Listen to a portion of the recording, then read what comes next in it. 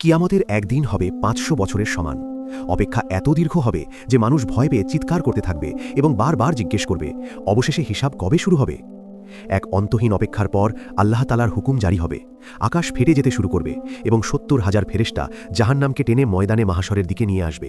সেই দৃশ্য এত ভয়ঙ্কর হবে যে সবার মুখের রং উড়ে যাবে। তারপর প্রত্যেক মানুষের হাতে একটি কিতাব বা আমলনামা তুলে দেওয়া হবে। সেখানে তার সব আমল লেখা থাকবে, নেকি এবং গুনাহ সবই। এরপর হিসাব শুরু হবে। যদি কেউ মিথ্যা বলার চেষ্টা করে তাহলে তার জিহ্বা বন্ধ করে দেওয়া হবে। তখন তার হাত, পা এবং চোখ নিজেই কথা বলবে এবং তার পক্ষে বা বিপক্ষে সাক্ষ্য দেবে।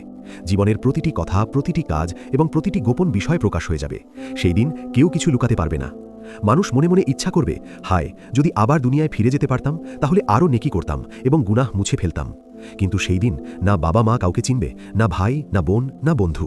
প্রত্যেকে শুধু নিজের প্রাণ নিয়ে চিন্তিত থাকবে।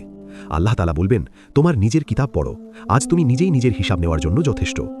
যদি আল্লাহ সন্তুষ্ট হন তাহলে তার রহমতে কিতাবে লেখা অনেক গুনাহ মাফ করে দেওয়া হবে।